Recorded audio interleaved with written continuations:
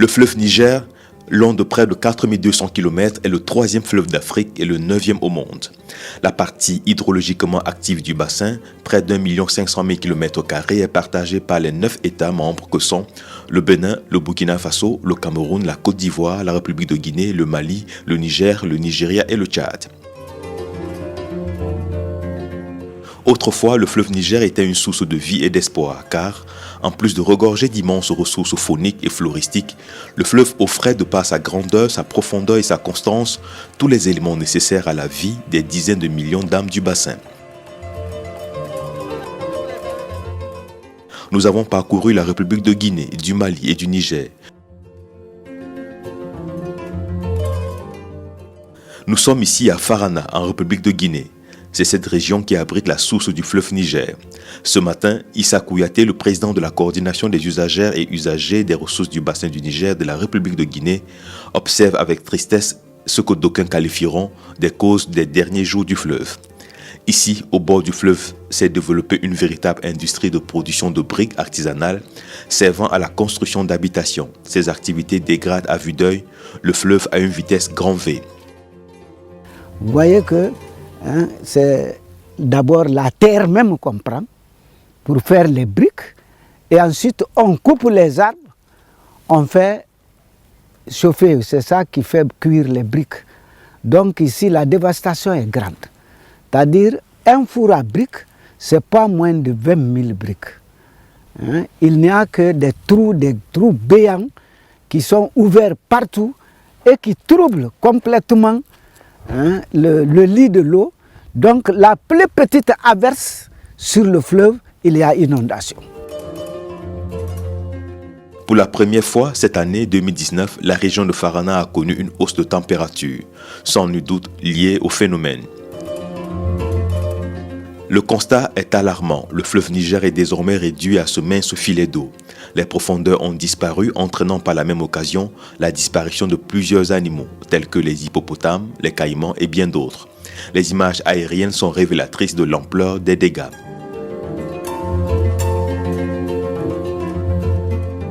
Des berges du Niger du côté de la commune urbaine de Farana, nous nous transportons à la source même du Niger. Le fleuve Niger prend naissance ici, dans le massif du Daro, village de Bassando dans la sous-préfecture de Kobikoro. Ici, l'explosion démographique depuis quelques décennies a eu un impact direct sur la source du fleuve Niger. C'est le fleuve Niger que vous voyez devant vous. C'est le fleuve. Il est vraiment pittoresque ici. Parce que tous les abords sont complètement déboisés. Sinon, il existait dans le temps une galerie forestière qui couvrait le fleuve, qui vraiment cherchait à le couvrir pour ne pas qu'il se sèche pendant la saison chaude. Mais aujourd'hui, toutes ces galeries-là ont disparu à cause de l'installation des champs. Face à cette agonie du fleuve Niger, les deux observateurs ne désespèrent pas. Quand l'occasion se présente, ils en profitent pour sensibiliser les populations. Le fleuve Niger est dégradé. Ici, la forêt est dégradée, mais qui dégrade? C'est la population.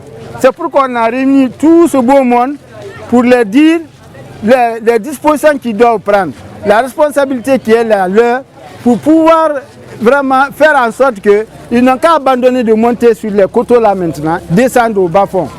Et le gouvernement va prendre des dispositions, les UNC, l'ABN, ils vont prendre des dispositions pour pouvoir bonifier les terres, pour pouvoir aménager les bas-fonds et pour que la population puisse abandonner les coteaux pour descendre. Et c'est pourquoi toute cette population, vous les voyez, et ils sont consentants. Ils sont d'accord que nous-mêmes, nous nous investissons. On leur donne les moyens nécessaires pour descendre dans les bas-fonds. Après la source du fleuve Niger, notre périple nous conduit à Dabola, l'une des préfectures de la région de Farana. Ici, nous rencontrons Madame Tenen Kamara, la présidente de la coordination préfectorale des usagères et usagers des ressources du bassin de Dabola. Depuis 2008, les fabricants de briques se sont installés au bord du Marigot Fundeng, qui est un affluent du Tenkiso. Le fleuve Tenkiso étant lui-même un affluent du fleuve Niger. En voyant la dégradation de ce marigot, les arbres vont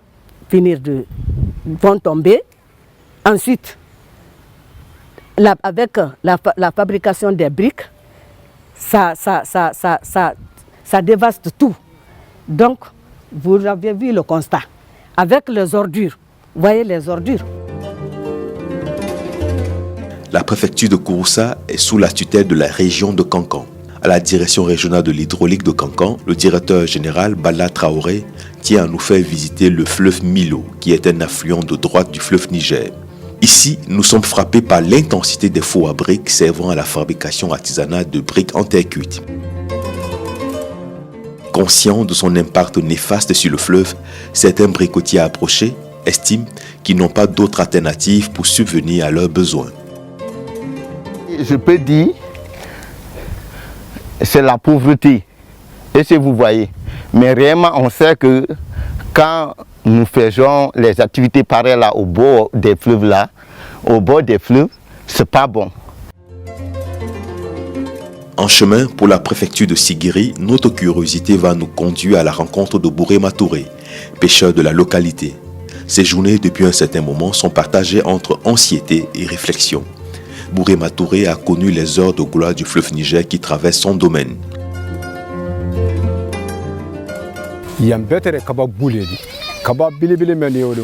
Avant, ces endroits étaient très profonds. D'ailleurs, les pêcheurs dans leur plongée devaient tenir fort leur respiration au risque de mourir avant d'atteindre le fond. Depuis 30 ans, voilà tout ce qui reste du fleuve, le sable. Aujourd'hui, la production de la pêche a substantiellement baissé. Le lit du fleuve est devenu en plus un espace d'exploitation minière. Dans le temps, on ne pêchait que de gros poissons, mais aujourd'hui, les pêcheurs sont obligés de faire des prises de petits poissons. Vu l'état actuel de dégradation, il faut une synergie d'action entre l'État, les partenaires techniques et financiers et nous, communautés, pour sauver ce bijou dont dépend la subsistance de tant de populations en renforçant la restauration des berges et espaces dégradés.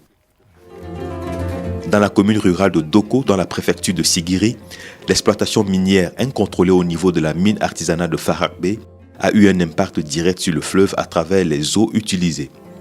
Le travail des mines artisanales a beaucoup d'effets sur notre environnement, sur la nature que nous-mêmes nous sommes en train de nous fabriquer. L'eau est extraite sous le sol, ça veut dire que ça joue sur la nappe phréatique.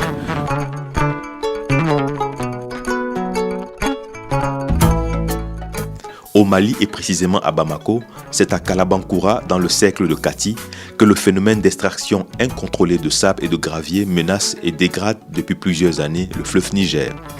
Mieux encore, sur le site maraîcher de Badalaboudou, toujours dans le district de Bamako, en face du pont Fat, 3 menaces majeures sont observées. Les gens ils font des cultures maraîchères dans les lieux majeurs du fleuve. Donc, ils vont travailler le sol va s'ameublir. Donc pendant la crue, toute cette quantité de terre va combler le lit du fleuve. Ça, c'est un premier aspect d'ensablement. Le second aspect, les cultures qu'ils mettent ici, ils mettent des engrais chimiques, surtout les nitrates. Donc ces nitrates sont très dangereux pour la vie faunique du fleuve, surtout les poissons. C'est pour ça que parfois, en début d'hivernage, avec les premières crues, vous allez voir des morts de poissons dans l'eau. L'ampleur du phénomène de dégradation au Mali est aussi visible à Kangaba, à 90 km de Bamako. Les activités d'orpaillage dans le lit mineur majeur et sur les berges y sont fréquentes. L'envasement du lit du fleuve par la terre qui se détache des berges est facilement observable.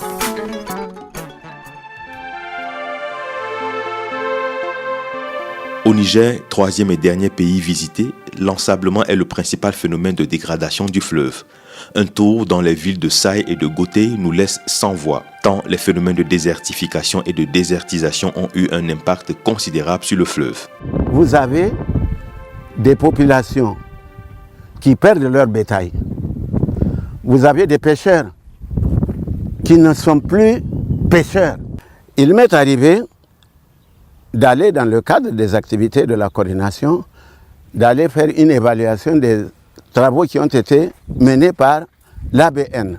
Je vais parler du PLCE, des activités de protection des berges et tout ça là. Et nous nous sommes trouvés au Mali. C'est la première fois d'ailleurs que j'allais à Gao. Et on nous amène en promenade sur une dune qu'on appelle Koima.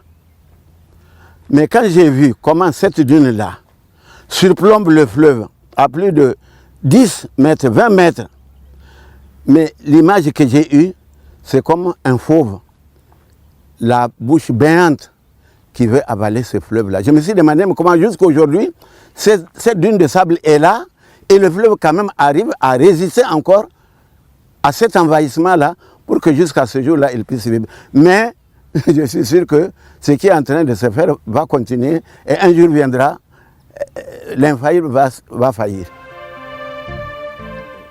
Tous ces problèmes constituent depuis plusieurs décennies l'une des priorités de l'autorité du bassin du Niger, ABN, qui est chargée de promouvoir la coopération entre les États membres et contribuer à l'amélioration des conditions de vie des populations du bassin par la gestion durable des ressources en eau et des écosystèmes associés. Pour que ça change, il faut réellement une volonté réelle, il faut des stratégies et des actions pertinentes au niveau même des pouvoirs publics.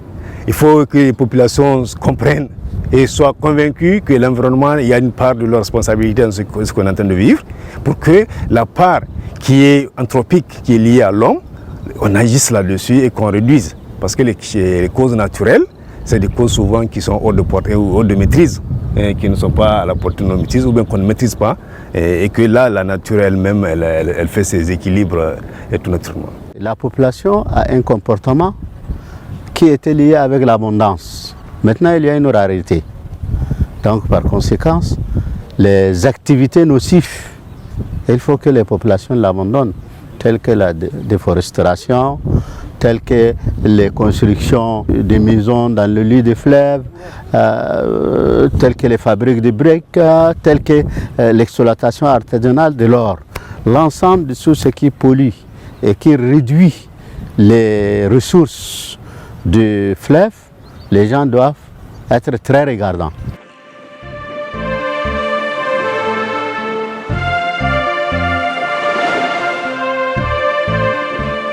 Et aujourd'hui, il faut absolument intégrer la dimension de l'insécurité dans les projets de développement. Même si cela coûte cher, il faut que soit intégré dans les projets de développement la question sécuritaire et que c'est avec ça, avec les projets de développement, que nous pouvons stabiliser les populations, aussi pousser les jeunes et les femmes à rester sur place et devenir productifs.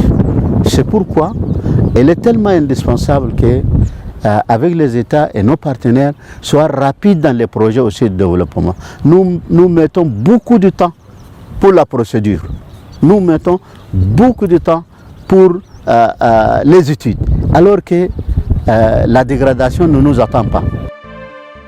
Face à ces défis majeurs, il s'avère donc nécessaire de maintenir la suivi du fleuve. Nous avons des infrastructures importantes qui peuvent maintenir la survie du fleuve à un niveau acceptable, qui sont les barrages. Et que nos chefs d'État, depuis, ils ont décidé de la construction de 3 barrages. Il est tellement indispensable que la mobilisation des ressources soit rapide pour réaliser ces ouvrages-là. Face à cette situation, les premiers responsables de l'autorité du bassin du Niger ne peuvent pas cacher leur cri de cœur. Ensemble, population, partenaires, gouvernement et des structures chargées des fleuves, nous pouvons améliorer la situation et nous pouvons même renverser la situation. Tous s'accordent à dire qu'il y a nécessité de vite agir et inverser la courbe afin de maintenir la vie et les activités pour les 160 millions d'âmes du bassin du Niger.